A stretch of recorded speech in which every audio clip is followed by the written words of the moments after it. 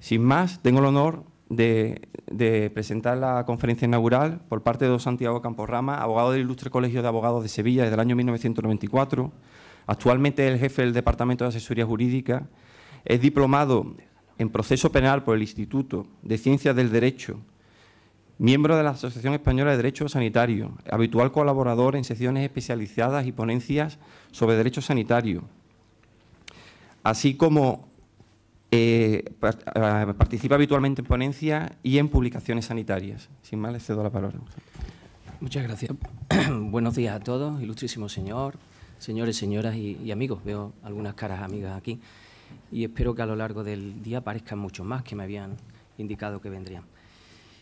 Agradecer sobre todo al Colegio de Fisioterapeutas, ¿no?, la invitación, que ya tuve ocasión el año pasado de participar en las segundas jornadas que tuvimos en Madrid, y agradecer pues la deferencia que ha tenido conmigo, y además de colocarme aquí en una conferencia inaugural que la verdad es que creo que sobrepasa, porque si algo soy, no soy un ponente para inaugurar una conferencia, sino a lo mejor un ponente de los de toga. Yo siempre me reconozco como un abogado de toga, y lo que vengo a ofrecerles un poco es la experiencia que tengo al respecto. Agradecer, y además me gustaría, antes de empezar la ponencia, bueno, advertirles que tenemos un problema con el PowerPoint. Los abogados tenemos la costumbre de no utilizar este tipo de artilugios electrónicos, y la verdad es que, por lo visto, pues la ponencia que traía también en la presentación pues no se ve, no la podéis ver. Intentaré pues escenificar lo que aparecía, ¿no? Pero quería decir que antes de empezar la ponencia, creo que es fundamental la necesidad de revitalizar este tipo de encuentros, porque veo que aquí hay muchas caras conocidas y en representación de todos los colegios sanitarios, y no se nos puede olvidar que tanto en los estatutos de los colegios, como en la Ley de Colegios Profesionales de Andalucía, como en la Ley estatal, uno de los fines y funciones principales es la defensa, precisamente, y la lucha contra el intrusismo, con lo cual creo que la importancia de estas jornadas van precisamente por eso, porque le estamos dando el papel fundamental que tienen las corporaciones locales, las corporaciones de derecho público, los colegios profesionales, en cuanto entes de derecho público en la defensa de la profesión y de cada uno de los profesionales. Y sin más, pues, vamos a comenzar con el título de la ponencia. Cuando me invitaron a charlar con ustedes, se me ocurrió contemplar uno de mis grandes problemas, y era descubrir si realmente existe intrusismo en el ámbito interprofesional. Le pusimos un subtítulo que era el de título o competencia. Es evidente que, y a nadie se escapa, que entre determinadas profesiones existen una línea difusa en la que, o bien porque unos reclaman la exclusividad en la aplicación de unas técnicas, o bien porque reclaman la exclusividad respecto de una determinada zona donde se aplica, o la área del cuerpo, zona del cuerpo donde se aplica la técnica, o bien simplemente por la forma en la que se ejecutan esas funciones, pues cada uno de esos profesionales reclama para sí pues la exclusividad. Se da en diferentes parcelas, pueden ser biólogos, pueden ser médicos, pueden ser fisioterapeutas. Eso no se nos escapa a ninguno, esa realidad. Pero lo cierto es que también dentro incluso de esas profesiones sanitarias nos encontramos con determinadas especialidades en las que también cada uno reclama esa parcela de compromiso o esa parcela de funciones. A nadie se le escapa hoy día, por ejemplo, el problema que tienen, o la lucha de poderes que tienen los especialistas en medicina legal y forense, por ejemplo, y los médicos que se dedican al tema de la valoración del daño corporal. Cada uno asume para sí esas competencias. O, por ejemplo, a nadie se le escapa la pugna que mantienen los radiólogos respecto de determinadas técnicas, ¿no?, de radiodiagnóstico, de diagnóstico por imagen. O, por ejemplo, los mismos patólogos en cuanto a la citología, al diagnóstico por la citología, o los cirujanos plásticos con la creciente existencia de médicos que realmente ya incluso se llegan a denominar especialistas en medicina estética y cosmética, cuando, como ustedes saben, el título realmente no existe. Traumatólogos, reumatólogos. Lo que es evidente es que vivimos en un momento en el que existe ese conflicto tanto interprofesional entre profesiones en sí mismas como dentro de cada una de estas profesiones.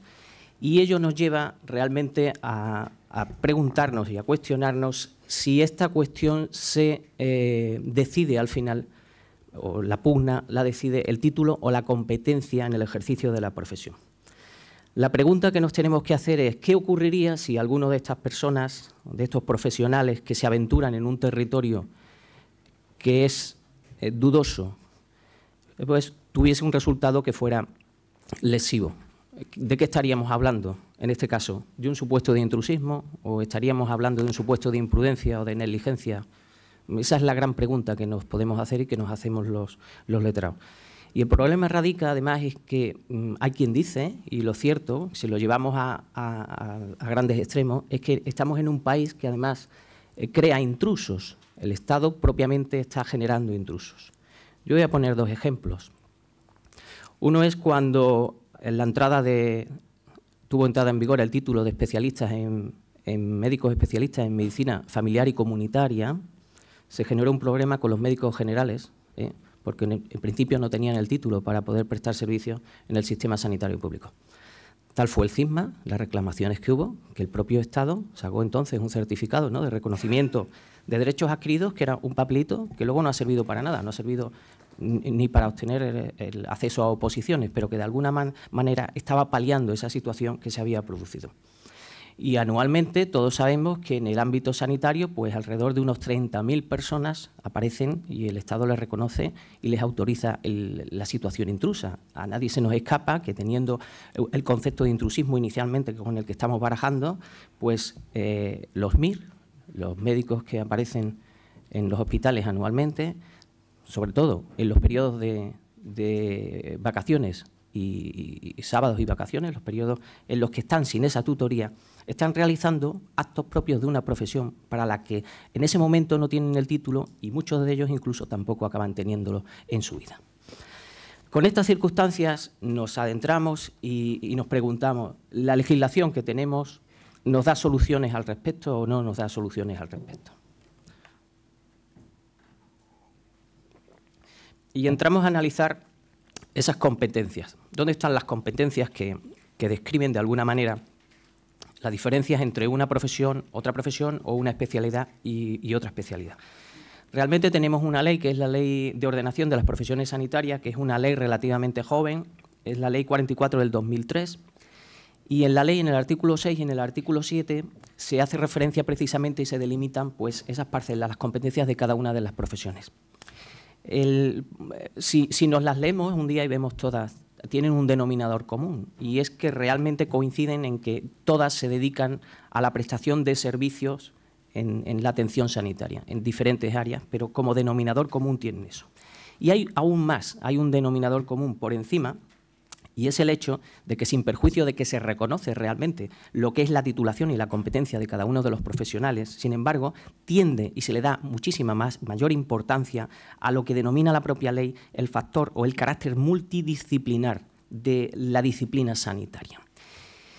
Y ello por el siguiente, ello nos va a llevar a un punto de inflexión, y es que realmente en la Ley de Ordenación de las Profesiones Sanitarias no se tiende tanto a delimitar conceptualmente cada una de las profesiones, sino que lo que se pretende es que no haya círculos concéntricos.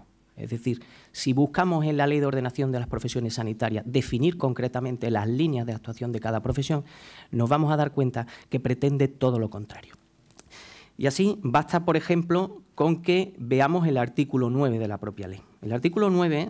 El título del artículo 9 es precisamente las relaciones interprofesionales y el trabajo en equipo. Y nos dice, por ejemplo, que la atención sanitaria integral supone la cooperación multidisciplinar, la integración de los procesos y la continuidad asistencial, evitando el fraccionamiento y la simple superposición entre procesos asistenciales. En otro apartado del artículo 9 nos matiza y nos dice: cuando una actuación sanitaria se realice por un equipo de profesionales, se articulará de forma jerarquizada o colegiada, en su caso, atendiendo, nos dice la ley, a los criterios de conocimientos y competencias, como antes les decía, no se olvida la ley de los criterios de conocimiento y competencias de los profesionales, dice que integran el equipo en función de la actividad concreta a desarrollar y de la confianza y conocimiento recíproco de la capacidad de sus miembros. Esto no solamente aparece en el artículo 9, que ya les digo que se titula de las relaciones interprofesionales, es decir, la importancia que la propia ley le está dando a ese carácter de multidisciplinar del ejercicio profesional sanitario, ¿no? Sino que también se recoge en el artículo 4.7. El artículo 4.7 hace referencia concretamente a la progresiva como uno de los fines concretos que tiene el ejercicio de las profesiones sanitarias, a la progresiva consideración de la interdisciplinariedad y la multidisciplinariedad. Son incluso palabras que soy incapaz yo de pronunciar, ¿no?, de los equipos profesionales. Y no solamente eso se predica en la Ley de Ordenación de las Profesiones Sanitarias, sino que también se predica en el artículo 36 de la Ley de Cohesión y Calidad del Sistema Nacional de Salud. Cuando hace referencia a los planes de estudios universitarios, nos dice la ley que se tiende a favorecer precisamente el trabajo en equipo y el trabajo multidisciplinar. El artículo 19 del Estatuto Marco, que a lo mejor nos suena un poquito más y es quizás más reciente en este sentido, nos habla también del deber de colaborar en equipo. ¿Qué ocurre? Ya funciona. ¿Qué ocurre? Pues ocurre que, como les digo, que si inicialmente planteamos la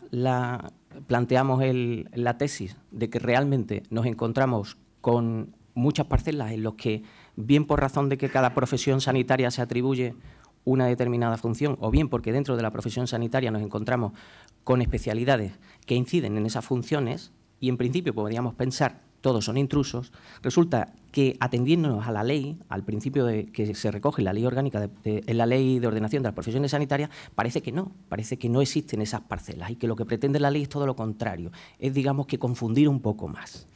Y les voy a poner un ejemplo que además luego ha dado lugar a una sentencia y la sentencia acoge la tesis que les estoy comentando de la ley. Las unidades asistenciales de nutrición y dietética. Saben ustedes que se crea en virtud de un Real Decreto del año 2003, el 1277. Bien, en esas unidades asistenciales de nutrición, el decreto atribuye la dirección de esas unidades a un facultativo. No dice más, habla de facultativo. No nos dice si debe ser un endocrino o si ese facultativo debe ser un especialista en nutrición. Bueno, pues lo que pasa, y es evidente y más en este país, pleito que te crió, sentencia del Tribunal Supremo de 5 de julio del año 2005.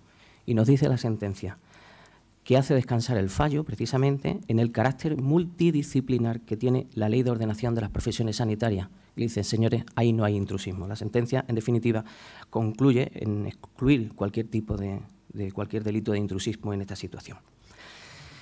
¿Qué ocurre? Pues que la jurisprudencia y la legislación en este sentido ha sido muy cambiante y, como siempre, una cosa es la vida, que va mucho más rápido que el derecho y que los operadores jurídicos, ¿no? Pero la jurisprudencia ha venido trabajando y está trabajando últimamente con un principio que denomina de idoneidad o de capacidad real. Es el que nos hace referencia al Tribunal Supremo.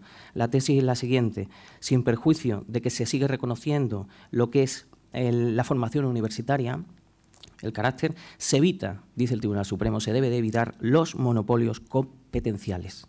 Y ello, precisamente, no deja de ser más que un reflejo de lo que recoge el legislador en la Ley de Ordenación de las Profesiones Sanitarias. De manera que entendemos que esos límites competenciales, desde el punto de vista legislativo, desde el punto de vista jurisprudencial y doctrinal, tienden a desdibujarse, a que no existan esos monopolios competenciales, que por otra parte me parece a mí personalmente que es muy positivo, sobre todo por hacia dónde vamos, ¿no? Tener en cuenta que la ley está pensando no en el individualismo, ¿no?, sino en el trabajo en equipo de los grandes hospitales. Lo cierto es que la ley, en este caso, por ejemplo, no marca fronteras y tiende a marcarlas cuando diferencia, la Ley de Ordenación de Profesiones Sanitarias, cuando lo diferencia con quienes no realizan esas funciones, ¿no? O no tienen esas fronteras, no se dedican a la actividad sanitaria puramente dicha, ¿no?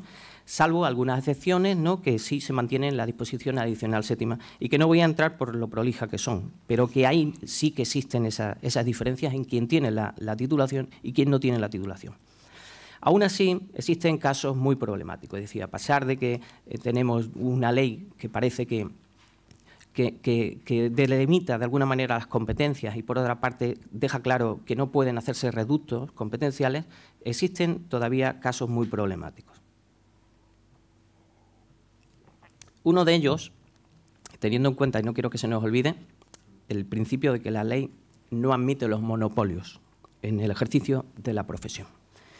Uno de ellos es el problema que se mantiene entre dentistas y estomatólogos y licenciados en estomatología. No está todavía aquí mi compañero, que va a ser ponente, el compañero del Colegio de Dentistas, pero realmente existe una pugna, y es la siguiente. Saben ustedes que la Ley de Ordenación de las Profesiones Sanitarias agrupa tanto a los odontólogos como a los estomatólogos, los agrupa en el término de dentistas. Ahora ya no hay diferencia para la ley. Cuando los define, literalmente pues habla de dentistas, 2 puntos, y especialistas en odontología y especialistas en estomatología. La ley no olvida el carácter, digamos, especial o específico que tiene la estomatología, en tanto en cuanto el estomatólogo es médico y no existe o existe, digamos, alguna separación que la marca o nace la marca precisamente de la sentencia del Tribunal Superior de Justicia de las Comunidades Europeas del año 2001.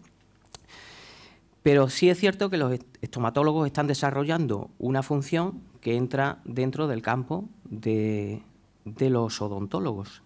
Los odontólogos no pueden ir más allá, pero existe una rama que es común. Y el problema, esta rama común además está definida en la ley, o sea, que hace referencia a la actividad de prevención, diagnóstico y tratamiento de las anomalías y de las enfermedades de los dientes, bocas y maxilares, que es como reza en el título. Bien, el problema es que hay una sentencia de 25 de julio del año 2001 del Tribunal Supremo en el que articula lo que denomina el principio de unidad de la profesión médica. ¿Qué significa esto? Este principio lo que enuncia, en definitiva, y defiende, es la unidad de la profesión médica. La profesión es la medicina, el médico es el profesional. Y eso incluye el resto de especialidades.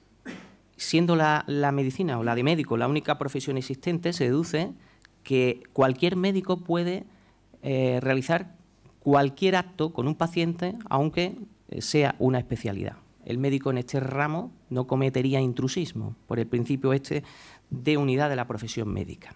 Bien, el problema que nos planteamos es qué ocurriría si un licenciado en medicina asume como propia las funciones de la salud bucodental. ¿Cometería intrusismo o no cometería intrusismo?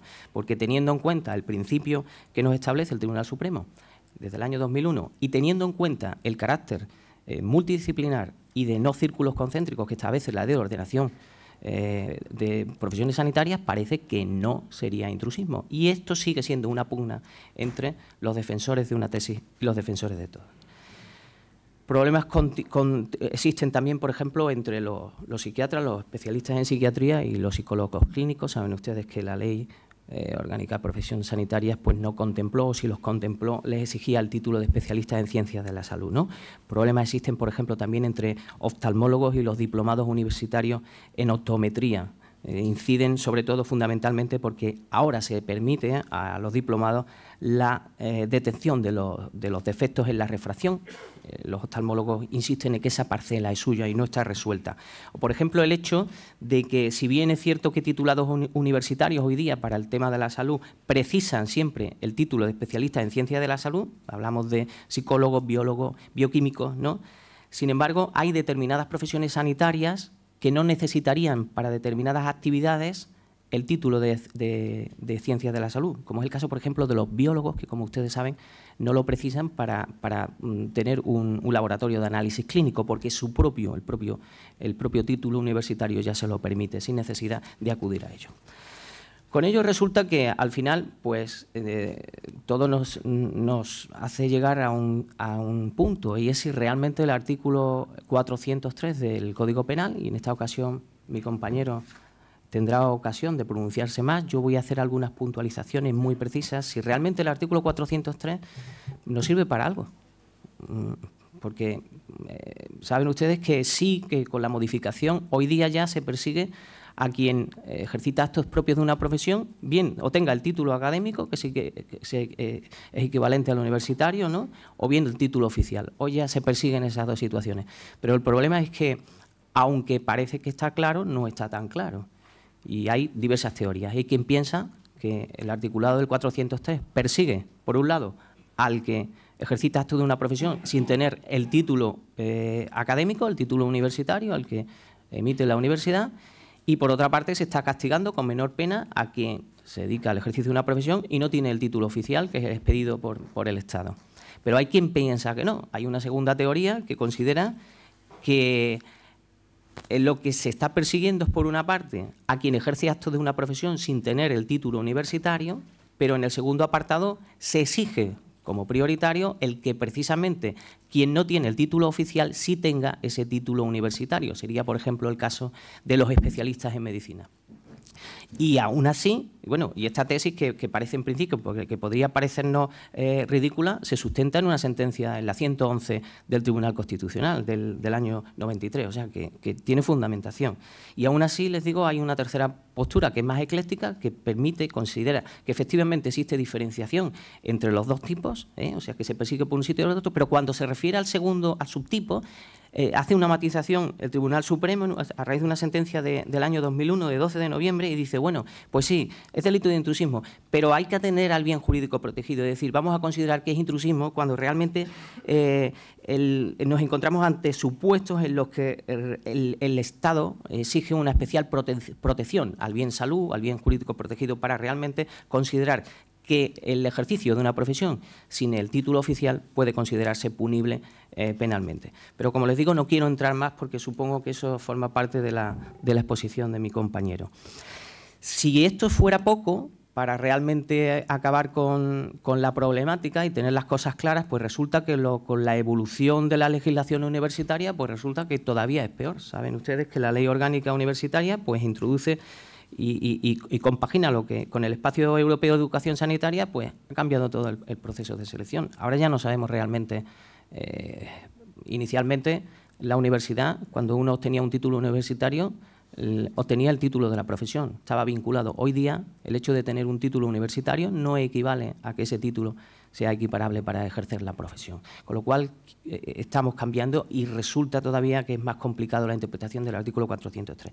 Y por último, he tenido oportunidad, por ejemplo, de ver el anteproyecto de ley de servicios profesionales, que esperamos todos como agua en mayo, ¿no? Y todavía se complica más, porque fíjense ustedes que dice, es profesión titulada aquella para cuyo acceso se exige por ley estatal la posesión de un título universitario o de formación profesional superior que acredite la posesión de una formación determinada. Hasta ahora está claro, pero en el punto cuarto dice, y también es una profesión titulada aquella para cuyo acceso la ley exige la posesión de un título profesional que requiere haber obtenido previamente un título universitario o de formación profesional superior. Con lo cual parece ser que nos complica todavía más el panorama, porque realmente no sabemos si el legislador va a perseguir o continuar con los dos tipos que existen en el 403 o realmente lo que se precisa es una auténtica reforma.